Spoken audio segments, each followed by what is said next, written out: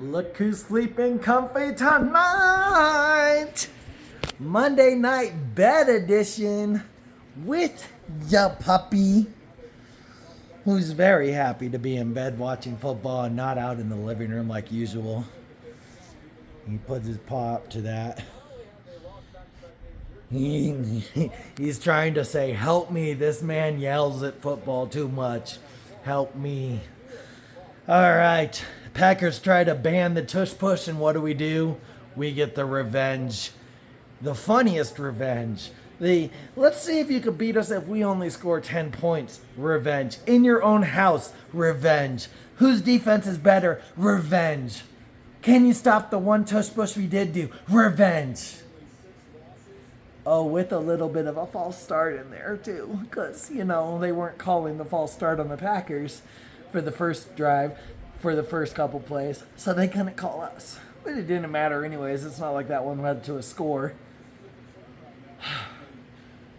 This wasn't a game of the Packers being close to beating the Eagles. This was a game of the Eagles head coach still sleeping on the bye week. That was absurdly bad coaching. Absurdly bad coaching. That was his worst coaching since his first year here. Plain and simple. That was horrible time management, horrible coaching. The only saving grace is that the Packers coach is dumber. Going forward against us when we're up 3-0 and you're well within field goal range on 4th and 9. We're in overtime right this second if you don't stupidly go for that. And then the next time you're in field goal range, you punt it when we're up 3-0 still at that point. Up 3-0 at that point and you punt well within field goal range. But then you want to trust your kicker with a 64-yarder, which he shanked. Ooh, I can't believe I was actually holding my wife's hands in anticipation and for support for that kick. That was horrendously bad. Oh, man, that game. And then Hurts, for whatever reason, just refusing to throw the ball most of the game. And then once he finally does throw the ball, boom, 41-yarder, boom, 37-yarder, touchdown. Why did we then go back to running? Make it make sense. The Packers are a great run defense. They have one of the most overrated pass defensemen in Micah Parsons. Why were we afraid to pass? Whatever. Devontae Smith, game ball easily.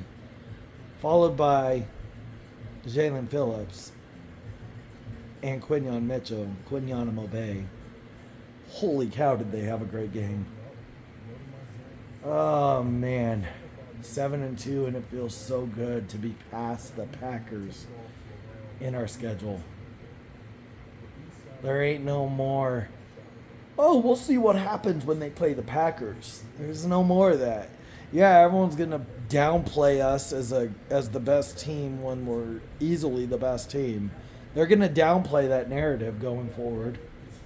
The things that should be talked about going forward is that the Eagles are the clear NFC favorite for Super Bowl. Because we've beaten all the other contenders except the Seahawks, and we don't play the Seahawks. Oh, wait, yeah, we do. Do we? I don't know. But if we do, we'll beat them.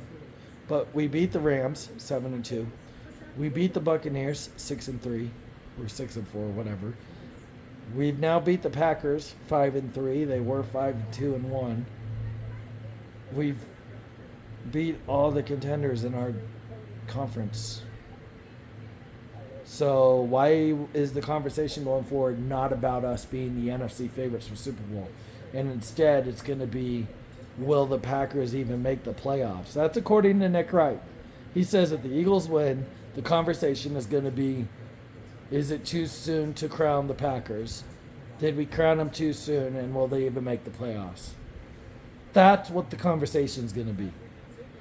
Yes, they're third in their division right now, but they play those guys again.